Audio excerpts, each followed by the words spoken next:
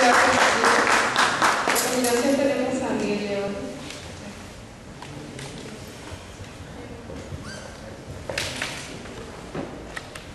Buenas noches. También quiero agradecer la invitación a esta mesa mojada, esta de toda la lluvia.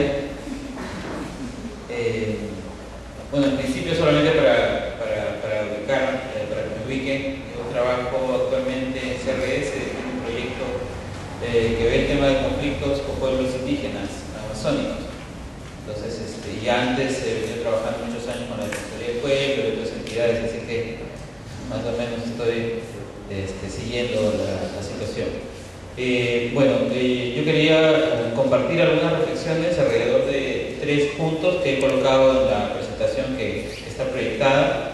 Una relacionada con la misma definición de conflicto socioambiental, otra también con algunos datos que nos ayudan a mirar cómo ha ido evolucionando esta situación, y finalmente algunas ideas que yo le coloco como claves para mí y desafíos que creo que son necesarios igual de recordar. Seguramente ya en las otras sesiones de este ciclo deben haberlo mencionado, pero igual vale la pena recordarlos.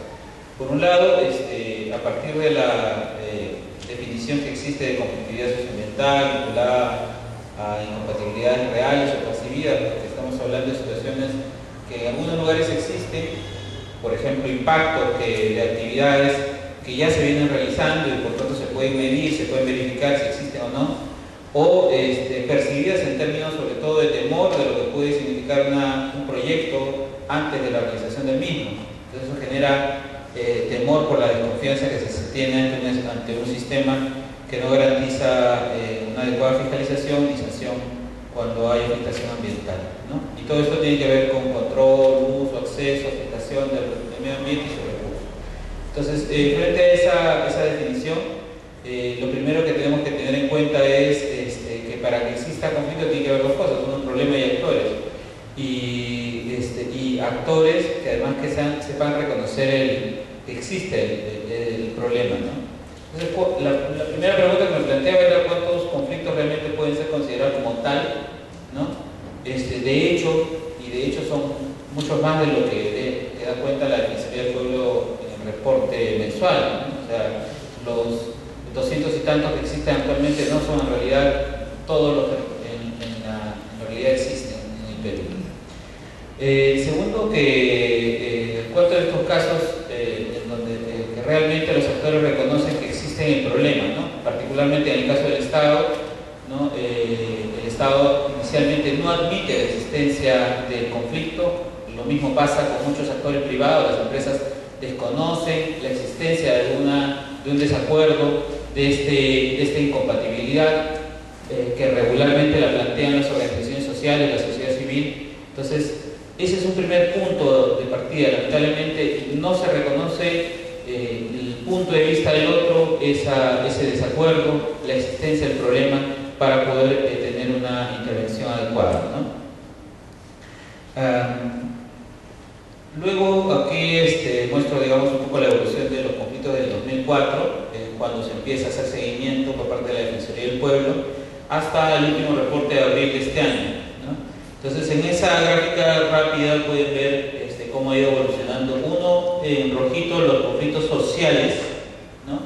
Y cómo, digamos, están lamentablemente repuntando en comparación a lo que pasó en los últimos 2 años. Después del 2009, cuando se tuvo el mayor pico de conflictividad, el 2010 y 2011 fue disminuyendo esa cantidad, pero este año nuevamente se está aumentando el número de conflictos, no solamente sociales, sino particularmente socioambientales, que para este reporte muestra el mayor pico de toda la historia desde el seguimiento que viene haciendo la Defensoría del Pueblo. Ahora, esto no tiene que ver solamente con casos nuevos, es decir, no solamente están apareciendo más casos, sino en realidad hay muchos casos que en la historia, en estos 7 años de seguimiento de la conflictividad, han aparecido, pero se han ido, entre comillas, desactivando, ¿no? Desactivando.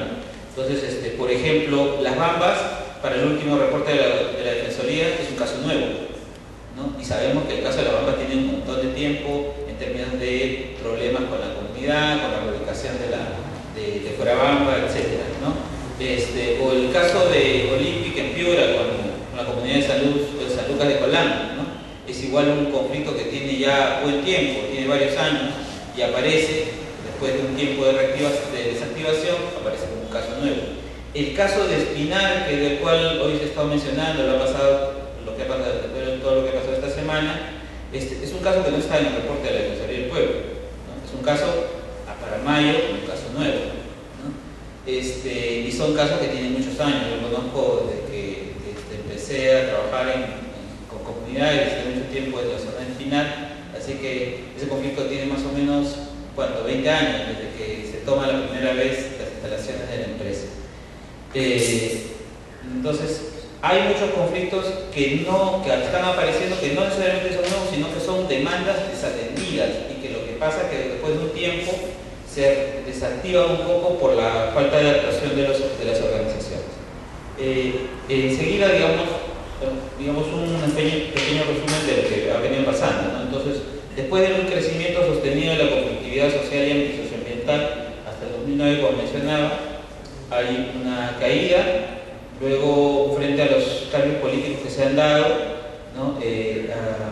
Digamos, hay una especie de disminución de las demandas. Sin embargo, la intensidad de muchos de los conflictos en estos 2 años de aparente reducción de la conflictividad se ha mantenido, ¿no? Ha habido igual, como mencionaba además Rocío acá, ha habido varios casos en donde hemos tenido lamentablemente víctimas fatales, ¿no? En estos 2 años de disminución de conflicto. Es decir, no tiene que ver solamente la cantidad, sino además la intensidad en relación con la reclamación. Es un tiempo lamentablemente de desencanto, ¿no? Los cambios que se esperaban no se han concretado y a pesar de todo el planteamiento que tuvo particularmente este gobierno, el gobierno que está se ha impuesto finalmente los intereses de las transnacionales, ¿no? O sea, la crisis de los capitales está presionando a muchas de las empresas para poder concretar, asegurar sus compromisos, sus contratos. Hay empresas que, teniendo ahorita un proyecto solo de inversión, de exploración, ya tienen contratos establecidos para entregar minerales de acá a una determinada cantidad de tiempo, ¿no? Pasó con el caso de Tía María, ¿no? Sauder, antes de empezar Tía María, ya tenía un contrato para abastecer China en términos de una determinada cantidad por un determinado tiempo de cobre, ¿no? Entonces las empresas presionan. Entonces, finalmente, como mencionaba ahí en relación con la gráfica,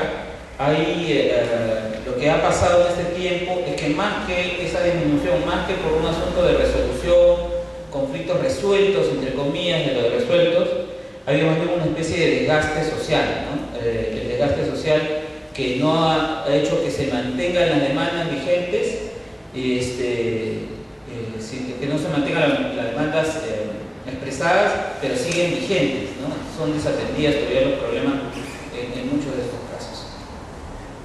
¿Qué hay después de estos años, ¿no? A pesar de que se colocó en el año 2007 en el Congreso de la República a través de un informe extraordinario sobre conflictos socioambientales por parte de la Defensoría del Pueblo, y donde se señaló la necesidad de tener una autoridad autónoma ambiental, ¿no? Que la política ambiental sigue dispersa, ¿no? Se ha creado el Ministerio del Ambiente, se ha creado dentro del Ministerio la OEFA, se ha creado la Autoridad Nacional del Agua, pero sigue siendo, digamos, la política en general ambiental atendida de manera dispersa, sin tener una política única y menos aún una política que asegure una fiscalización y sanción a quienes pueden estar afectando el medio ambiente. Se han dado otros cambios normativos institucionales, la creación del Ministerio de Cultura, pero aún así no ha sido suficientemente efectivo el Estado para generar un cambio alrededor de lo que viene sucediendo con las demandas vinculadas con estos conflictos socioambientales. Se han impulsado espacios de diálogo, pero en realidad lo que han terminado siendo es sencillamente espacios para desprestigiar un poco este mecanismo de diálogo, este mecanismo democrático además, porque se han ido utilizando en estos últimos años como un mecanismo más bien para calmar las demandas. Se logra sentar después de la crisis, después del enfrentamiento, se sientan a las organizaciones y se logra con ellos suscribir un acta para que suspendan la medida de fuerza. Luego de eso, a veces hay postergaciones, no hay resultados activos a partir del espacio de diálogo. Y inclusive hay muchas empresas que en realidad vienen logrando más cosas que el Estado, ¿no? En términos de relacionamiento. Hay mayor entrenamiento a sus profesionales, hay empresas, cuando estuve en la Defensoría del Pueblo tuve la oportunidad de conversar con muchos funcionarios, con muchos gerentes, y decían, el problema es el Estado, es el funcionario que no hace lo que le toca hacer, y entonces nosotros nos encontramos en medio de la situación. Claro, digamos, uno pensando desde la lógica que tienen los empresarios, siempre van a buscar la rentabilidad, el lucro, ¿no? Esa es la lógica que tienen. ¿Qué claves y desafíos planteo a partir de esa situación? Una, de hecho, que el gobierno se encuentra en una encrucijada política, ¿no? Como muchos lo mencionan, ni Ollanta ni sus ministros saben bien qué cosa hay que hacer y hacia dónde hay que dirigir. O sea, están ahorita, creo que moviéndose mucho sobre la base de la presión que tienen. En materia de este tema, en materia de inversión, se mueve en función a los intereses de las grandes empresas y de los grandes intereses. Las transnacionales la tienen más clara que el Estado, y lo que debemos buscar entender es que el crecimiento de la inversión tiene sentido solo si van de la mano de la institucionalidad, ¿no? Que van generando confianza y van permitiendo que el crecimiento sea sostenido, si es que es claro, transparente, si es que es participativo, ¿no? En términos de acciones más específicas, hay la necesidad de retomar el tema de la política institucionalidad ambiental ordenada, ¿no? Que permita una fiscalización y sanción. Todo el tema de la consulta previa es también todo pendiente porque se ha cuestionado no solamente el reglamento, sino la ley. Entonces es un espacio que se está perdiendo, ¿no? Después de todo el esfuerzo que se ha hecho, y eso podría prevenir muchos conflictos, ¿no? Hay necesidad de seguir trabajando en términos de la articulación, descentralización, fortalecimiento de la actuación sobre todo del Estado desde sus diferentes niveles en función a las demandas de los conflictos. Hay que seguir fortaleciendo todo el tema de los instrumentos de ordenamiento territorial, zonificación, etc. Y además, finalmente, sobre ese punto específico, hay que implementar también sistemas en el Estado, uno, de gestión de demanda social, ¿no? O sea, lo que provoca más la conflictividad es que muchas reclamaciones que empiezan en las asambleas, ¿no? De una comunidad, de una organización, no son atendidas en el momento que deben ser atendidas por las entidades responsables. Entonces termina eso, por supuesto, canalizando los descontentos y terminamos con las situaciones de violencia. Finalmente, en términos de desafíos, yo creo que hace falta una visión más transformadora que permita reconocer el conflicto, que permita tener voluntad para abordarlo preventivamente y que generen reales posibilidades de desarrollo. No solamente una visión transformadora va a poder enfrentar no solo los 145 conflictos socioambientales que están registrados, sino los aproximadamente 300 conflictos que en realidad existen. ¿Y de dónde sacas el número de conflictos socioambientales? Además de los que muestra la Defensoría, hay alrededor de 150 conflictos socioambientales que en estos años han pasado del registro oficial de la Defensoría a un registro de estado en archivo, es decir, que no se cuenta, no está en los números, no está en la estadística de la Defensoría, porque esos casos siguen vigentes en términos de demanda, pero la gente ya no sigue reclamando. Pero varios de esos casos en estos últimos años han pasado de esa situación de desactivación a una nueva reclamación. Entonces son más conflictos de los que se conocen. Gracias.